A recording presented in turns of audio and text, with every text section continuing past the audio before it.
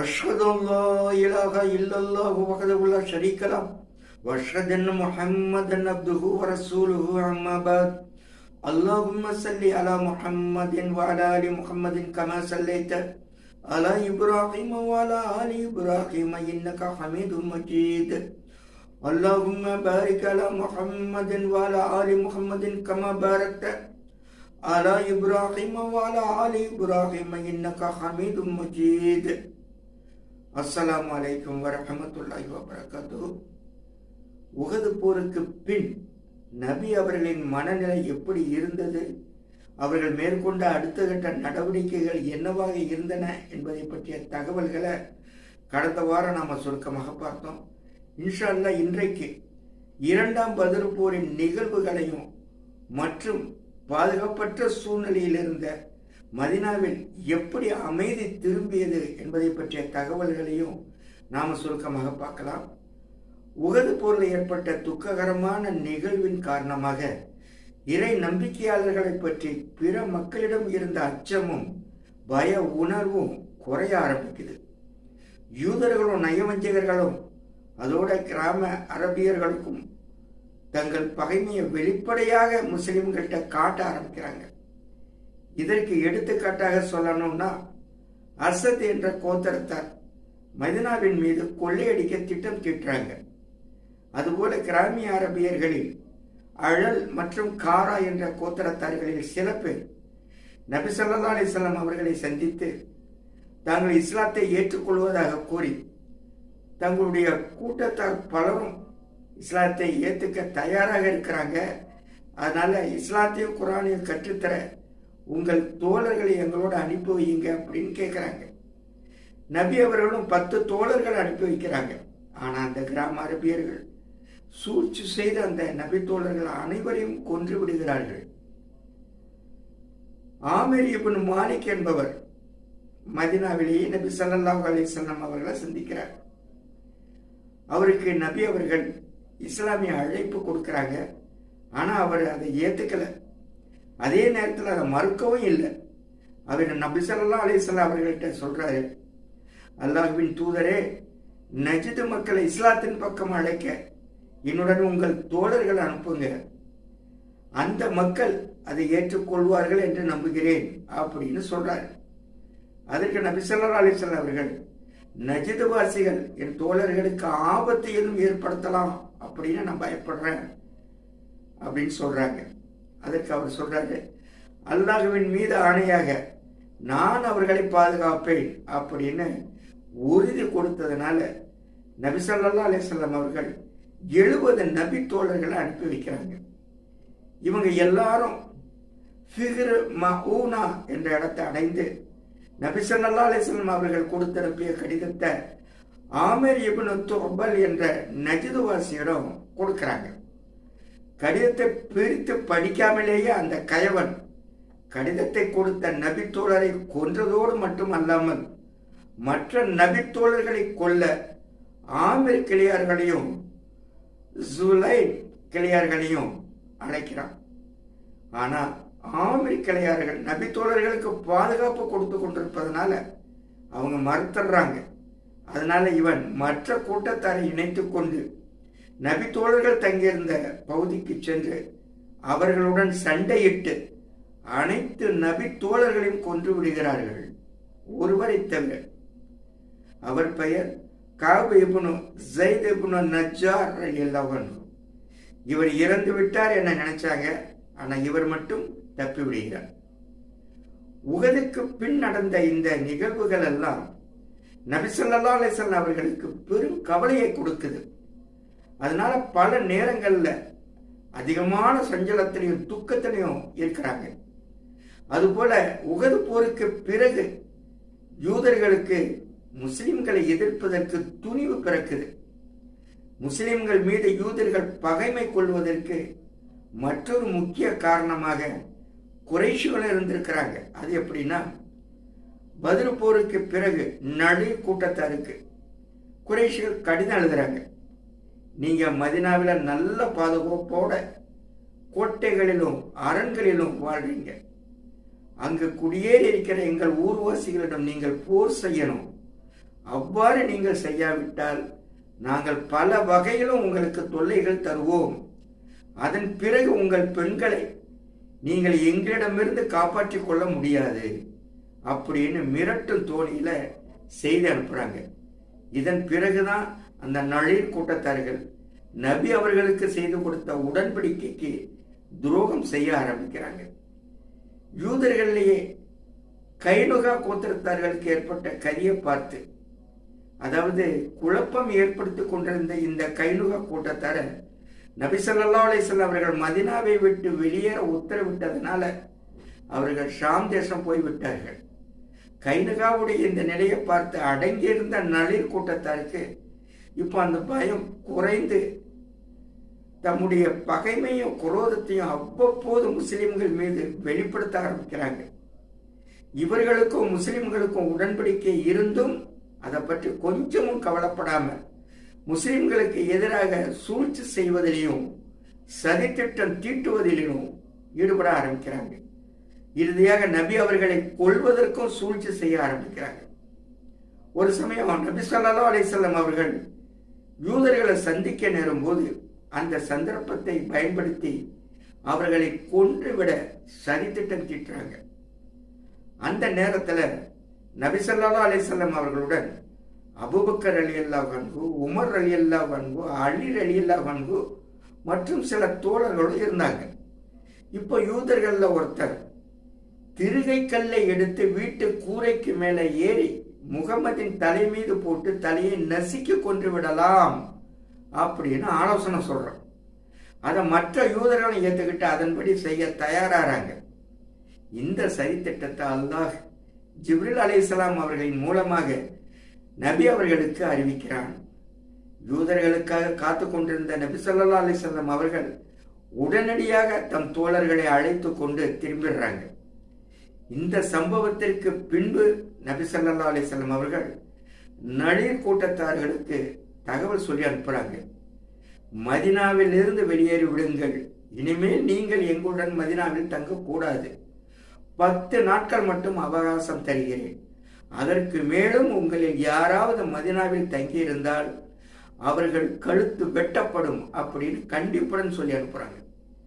நபி ஸல்லல்லாஹு அலைஹி வஸல்லம் அவர்களுடைய இந்த கட்டளையை யூதர்கள் ஏற்றே ஆக வேண்டிய நிலை இருந்ததுனால மதீனாவில் இருந்து வெளியேறுவதற்கு உண்டான எல்லா ஏற்பாடுகளையும் செய்றாங்க. இந்த நிலையில நயவஞ்சகர்களின் தலைவனான இப்னு உபை யூதர்களிடம் தூது அனுப்பி, நீங்க உங்க வீடுகளிலேயே இருங்க, வெளியேற வேண்டாம், என்னோட 2000 வீரர்கள் தயாராக இருக்கிறாங்க, முகமது உங்கள் மீது போர் தொடுத்தால் நாங்கள் உங்கள் உயிரை காப்பாற்ற தயாராக இருக்கிறோம் அப்படின்னு இப்னு உமை சொல்லி அனுப்பியதால வெளியேறி விடலாம் அப்படின்னு முடிவெடுத்த அந்த யூதர்களுக்கு இப்போ எதிர்த்து போரிடுவோம் அப்படின்னு முடிவு செய்றாங்க. யூதர்களின் இந்த முடிவை தெரிந்து கொண்ட நபி ஸல்லல்லாஹு அலைஹி வஸல்லம் அவர்கள் யூதர்களுக்கு சரியான பாடம் புகட்ட வேண்டும் என்று முடிவு செய்து போருக்கு தயாராகிறாங்க. இப்ப நபி ஸல்லல்லாஹு அலைஹி வஸல்லம் அவர்கள் தம் படையோடு புறப்பட்டு யூதர்களின் கோட்டைகளை முற்றுகையிடுறாங்க. இந்த நேரத்தில் வாக்கு கொடுத்த இப்னு உபையும் உதவிக்கு வரல, நளிர் யூதர்களுக்கு ஆதரவாக குறைலா யூதர்களும் உதவிக்கு வரல. இந்த முற்றுகை 6 அல்லது 15 இரவுகள் நீடிக்குது. அல்லாஹ் யூதர்களின் உள்ளத்துல பயத்தையும் நடுக்கத்தையும் போடுறான். ஆயுதங்களை கீழே போட்டு நாங்கள் பணிந்து விடுகிறோம், மதீனாவை விட்டு வெளியேறியும் விடுகிறோம் அப்படின்னு நபி ஸல்லல்லாஹு அலைஹி வஸல்லம் அவர்களுக்கு தூது அனுப்புறாங்க. இதன் பின்பு இந்த யூதர்கள் பெண்கள் சிறுவர்கள் என அனைவரையும் அழைத்து கொண்டு 600 ஒட்டகங்கள்ல புறப்படுறாங்க. இவர்கள பெரும்பாலானவர்கள் கைபர் பகுதிக்கும் மற்றவர்கள் ஷாம் நாட்டுக்கும் போயிடுறாங்க. இவர்கள 2 பேர் மட்டும் இஸ்லாத்தை ஏத்துக்கிறாங்க. அதனால அவர்கள் மட்டும் மதீனாவிலேயே தங்க அனுமதிக்கப்படுறாங்க. சண்டையும் உயிர் பலியும் இன்றி நளிர் போர்ல முஸ்லிம்களுக்கு கிடைத்த இந்த வெற்றி முஸ்லிம்களுக்கு ஒருவித வலிமையையும் உத்வேகத்தையும் கொடுக்குது. நயவஞ்சகர்கள் கூட தங்களுடைய சூழ்ச்சிகளை வெளிப்படுத்துவதற்கு பயப்பட ஆரம்பிக்கிறாங்க. இப்போ அடுத்த கட்டமாக நபி ஸல்லல்லாஹு அலைஹி வஸல்லம் அவர்கள் மதீனாவுக்கு வெளியே விஷமம் செய்து கொண்டிருந்த கிராம அரபிகளுடைய அக்கிரமங்களை அடக்க நடவடிக்கை எடுக்கிறாங்க. இந்த கிராம அரபியர்கள் தான் உஹது போருக்கு பிறகு முஸ்லிம்களுக்கு பெரும் துன்பங்களை கொடுத்து வந்தாங்க. கொள்ளையடிப்பது, அழைப்பு பணிக்காக அனுப்பப்படும் குழுக்களை வஞ்சகமாக கொலை செய்வது, இது போன்ற செயல்களை பண்ணி கொண்டு இருந்த இவர்களுக்கு இப்போ மதீனா மீது தாக்குதல் நடத்தும் அளவுக்கு துணிவு பிறக்குது. இந்த நேரத்துல தான் பத்ர் மைதானத்துல சந்திப்போம் அப்படின்னு அபு சுஃபியான் சொன்ன அந்த நாளும் நெருங்கி வருது. படைகளை திரட்டி பத்ருக்கு போகும்போது மதீனாவை பாதுகாப்பற்ற சூழ்நிலைகளை விட்டு செல்லவும் முடியாது. காரணம், அந்த அளவுக்கு கிராம அரபியர்களின் அராஜகம் உச்சத்தில் இருக்குது. அதனால இவர்கள் விஷயத்திற்கு ஒரு முடிவு கட்டாம மதீனாவை காலியாக விட்டு செல்வது நல்லது இல்லை அப்படின்னு நபி ஸல்லல்லாஹு அலைஹி வஸல்லம் அவர்கள் நினைக்கிறாங்க. அதனால அபு சுஃபியான் படைய பத்ரை சந்திக்கிறதுக்கு முன்னால இந்த கிராம அரபியர்களுக்கு சரியான பாடம் புகட்டி அவர்களை அடக்க வேண்டும் அப்படின்னு நபி ஸல்லல்லாஹு அலைஹி வஸல்லம் அவர்கள் முடிவெடுக்கிறாங்க. இந்த நேரத்துல தான் இந்த கிராமிய அரபியர்கள் மதீனா மீது படையெடுக்க தயாராகி கொண்டு இருக்கிறாங்க அப்படிங்கிற தகவலும் நபி ஸல்லல்லாஹு அலைஹி வஸல்லம் அவர்களுக்கு கிடைக்குது.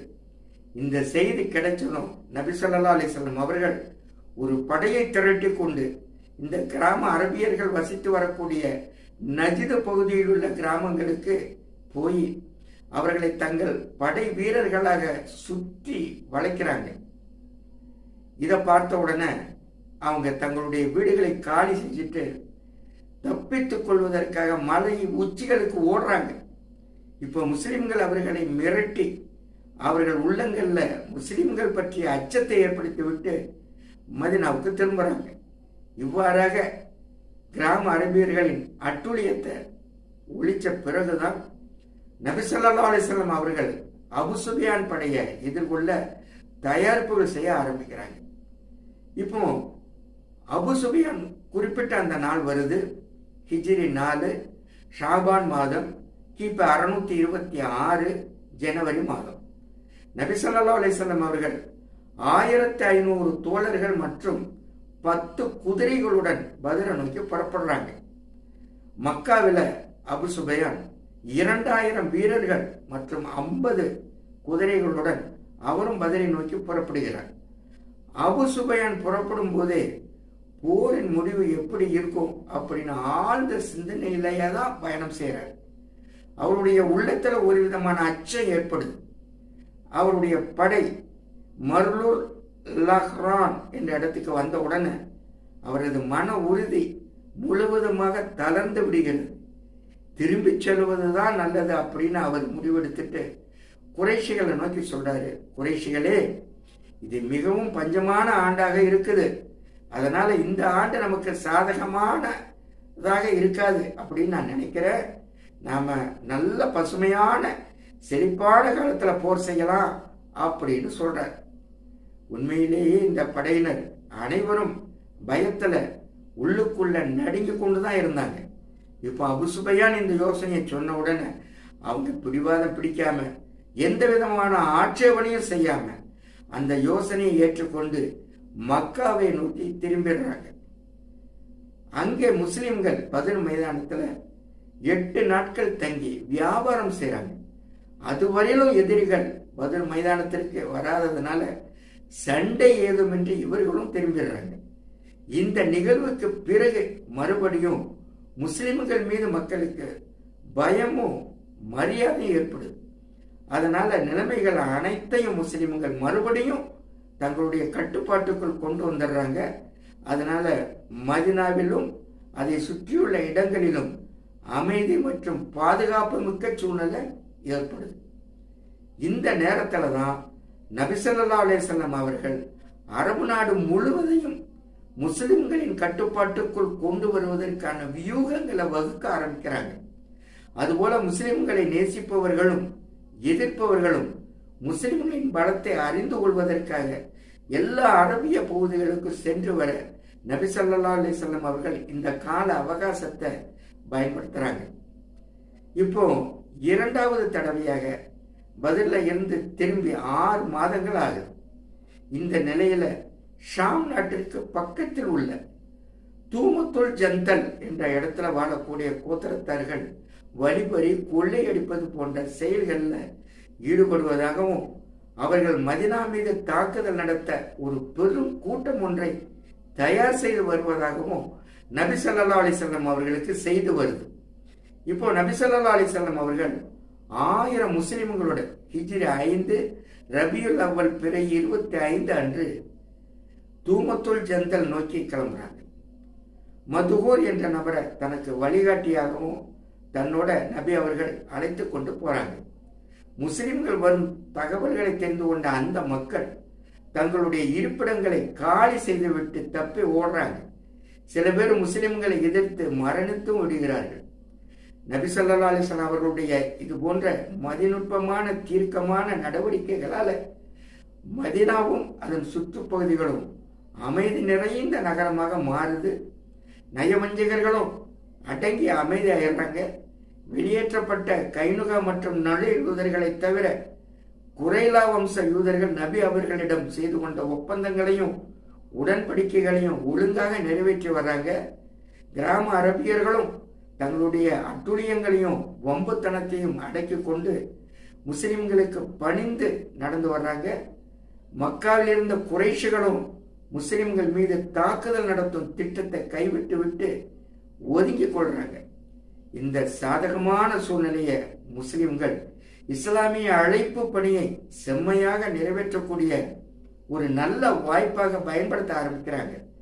இப்பொழுது மதீனா அமைதி பெற்றாலும் யூதர்கள் சூழ்ச்சி செய்வதை மட்டும் கைவிடல. அல்ஹம்துலில்லாஹ், இதன் தொடர்ச்சியாக யூதர்கள் செய்த சூழ்ச்சிகள் பற்றியும் அவர்கள் குறைஷிகளை போருக்கு தூண்டியதை பற்றிய தகவல்களையும் அதனால் ஏற்பட்ட போரின் நிகழ்வுகள் பற்றிய தகவல்களையும் இன்ஷா அல்லாஹ் அடுத்த வாரம் நம்ம சுருக்கமாக பார்க்கலாம்.